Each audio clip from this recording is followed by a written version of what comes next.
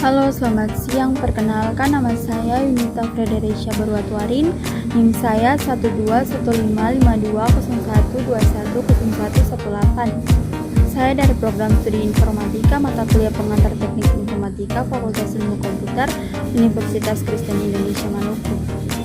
Di sini saya mau menjelaskan beberapa poin penting. Yang pertama tentang sistem komputer.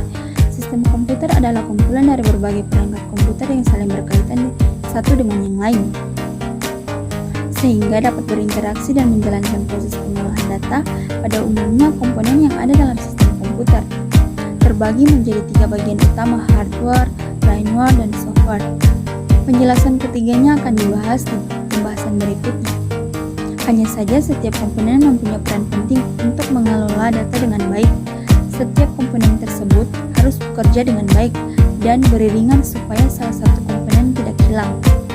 Setiap komponen memang tidak bisa dipisahkan karena akan mengganggu kinerja komputer.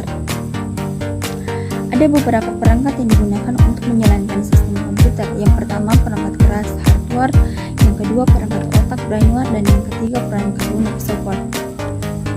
Sebuah sistem komputer memiliki peran dan fungsi untuk melakukan segala bentuk perintah yang diberikan oleh user. Adapun fungsi sistem komputer tersebut yaitu yang pertama, melakukan input data. Fungsi utama sistem komputer salah satunya untuk memasukkan data mentah ke dalam bentuk digital dan mengolahnya. Ada berbagai jenis data yang bisa Anda masukkan ke dalam komputer, dari mulai angka, tulisan, hingga audio.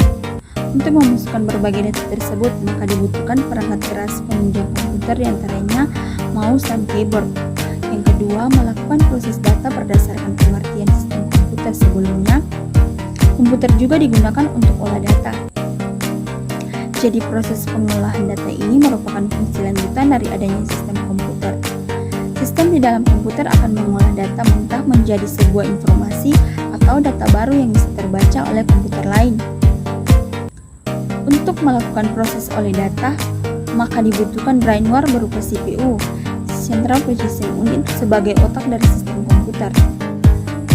Yang ketiga, menghasilkan sebuah data. Setelah selesai melakukan processing data, maka akan didapatkan bentuk data baru yang akan ditampilkan sebagai sebuah output.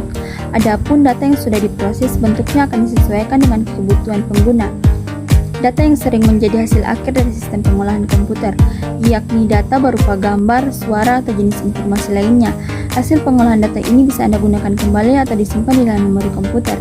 Yang keempat, menyimpan data-data yang sudah diproses akan disimpan oleh komputer sehingga dapat digunakan di lain waktu untuk memudahkan proses pengambilan data. Hasil olahan inilah yang kemudian disimpan di dalam memori komputer.